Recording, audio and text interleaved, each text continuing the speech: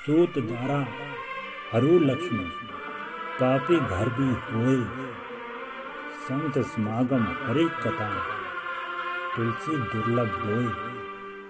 कहा भी है कि पुत्र, सुंदर पत्नी और धन संपत्ति यह तो पापी मनुष्य के पास भी हो सकती है, परंतु संत का समागम अर्थात सत्य का संग और प्रभु की कथा हरि चर्चा, यह दोनों ही इस भौतिक जगत में दुर्लभ है। जैसा कि सुंदरदास जी ने कहा है, तात मिले पुनि मात मिले, सूत ब्रात मिले युक्ति सुखदाई, राज मिले गजब मिले,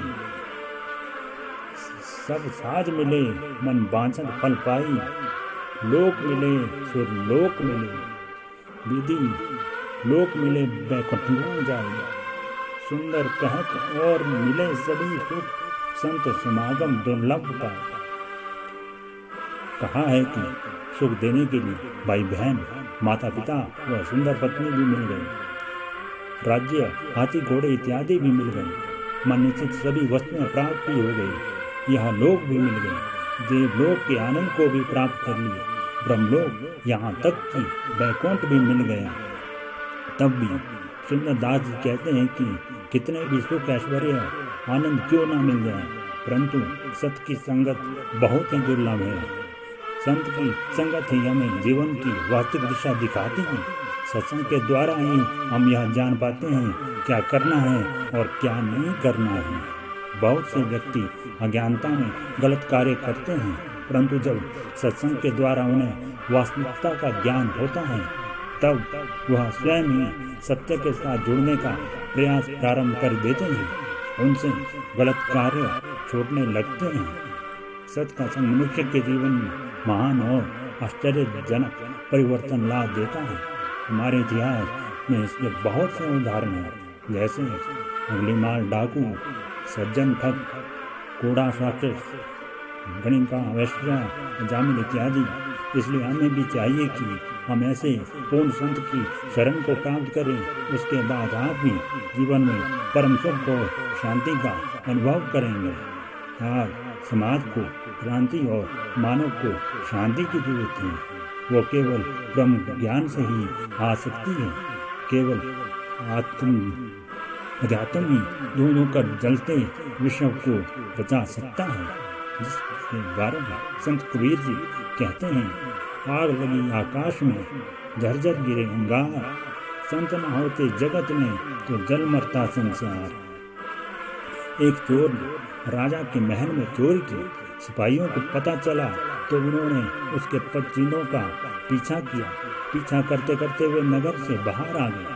पास के एक गांव था, उन्होंने चोर के पदचिन्ह गांव की ओर जाते देखे। गांव में जाकर उन्होंने देखा कि एक संत सत्संग कर रहा है और बहुत से लोग बैठकर सुन रहे हैं। चोर के पदचिन्ह भी उसी ओर जा रहे हैं। सिपाहियों को संदेह हुआ, चोर भी सत्संग के लोगों के बीच में जा बैठा होगा। वे भी वहीं खड़े होकर उसका इंतजार करने लगे। सत्संग में संत कह रहे थे, जो मनुष्य सच्चे हृदय से भगवान की शरण में चला जाता है, भगवान उसके संपूर्ण पापों को नष्ट कर देते हैं। गीता में भगवान ने कहा है, संपूर्ण कर्तव्य कर्मों को त्याग कर तू केवल एक मुझ पर सर्वशक्तिमान सर्वाधार परमेश्वर की शरण में आ जा, मैं तुझे संपूर्ण पापों से मुक्त कर दूंगा, तू शोक मत कर। वाल्मीकि रामायण में भी आता है, जो एक बार भी मेरी शरण में आकर मैं तुम्हारा हूँ ऐसा कहकर रक्षा की याचना करता है, उसे मैं संपूर्ण प्राणियों से अभय कर देता हूँ। यह मेरा व्रत है। इसकी व्याख्या करते हुए संत श्री ने कहा है, जो भगवान का हो गया उसका मानो दूसरा जन्म हो गया। अब वह पापी नहीं रहा, साधु हो गया। अगर कोई दुराचारी सदाचारी भी अन्य भक्त होकर मेरा भजन करता है तो उसको साधु ही मानना चाहिए। कारण है कि उसने बहुत अच्छी तरह से निश्चय कर लिया है कि परमेश्वर के भजन के समान और कुछ भी नहीं है। चोर वही बैठा सब सुन रहा था। उस पर सत्संग की बातों का बहुत असर पड़ा। उसने वहीं बैठे बैठे यह निश्चय किया कि मैं अभी से भगवान की शरण लेता हूँ, मैं अब कभी चोरी नहीं करूँगा, और वो वहीं भगवान का हो गया। सत्संग समाप्त हुआ। लोग उठकर बाहर जाने लगे। बाहर राजा के सिपाही चोर की तलाश में थे। चोर बाहर निकला तो सिपाहियों ने उसके पसीनों को पहचान लिया और उसको पकड़कर राजा के सामने पेश किया। राजा ने चोर से पूछा, इस महल में तुमने राजा ने चोर से पूछा, इस महल में तुम्ही ने चोरी की है ना? सच सच बताओ, तुमने चुराया धन कहाँ रखा है? चोर ने दृढ़तापूर्वक कहा, महाराज, इस जन्म में मैंने कोई चोरी नहीं की। सिपाही बोला, महाराज, यह झूठ बोलता है। हम इसके पसीनों को पहचानते हैं। इसके पसीन चोर के पसीनों से मिलते हैं। इससे साफ सिद्ध होता है कि चोरी इसी ने की। भगवान ने चोर की परीक्षा लेने की आज्ञा दी, जिससे पता चले कि वो झूठा है या सच्चा। चोर के हाथ पर पीपल के डाई पत्ते रखकर उसको कच्चे सूत से बांध दिया गया। फिर उसके ऊपर गर्म करके लाल किया हुआ लोहा रख दिया, परंतु उसका हाथ जलना तो दूर रहा, सूत और पत्ते भी नहीं जले। लोहा नीचे जमीन पर रखा तो वह जगह काली हो गई। राजा ने सोचा कि वास्तव में इसने चोरी नहीं की, यह निर्दोष है। अब राजा सिपाहियों पर बहुत नाराज हुआ कि तुम लोगों ने एक निर्दोष पुरुष को चोरी का आरोप लगाया, तुम लोगों को यह दंड दिया जाएगा। यह सुनकर चोर बोला, नहीं महाराज, आप इनको दंड ना दें, इनका कोई दोष नहीं, चोरी मैंने ही की थी। राजा ने सोचा कि यह साधु पुरुष है, इसलिए सिपाहियों को दंड देने से बचाने के लिए चोरी का दोष अपने सिर पर ले रहा है। राजा बोला, तुम इन पर दया करके इनको बचाने के लिए ऐसा कह रहे हो, मैं इन्हें दंड अवश्य दूंगा। चोर बोला, महाराज, मैं झूठ नहीं बोल रहा हूँ, चोरी मैंने ही की थी। अगर आपको विश्वास न हो तो अपने आदमियों से मेरे पास भेजो, मैंने चोरी का धन जंगल में छिपा रखा है, वहाँ से लाकर दिखा दूंगा। राजा ने अपने आदमियों को चोर के साथ भेजा।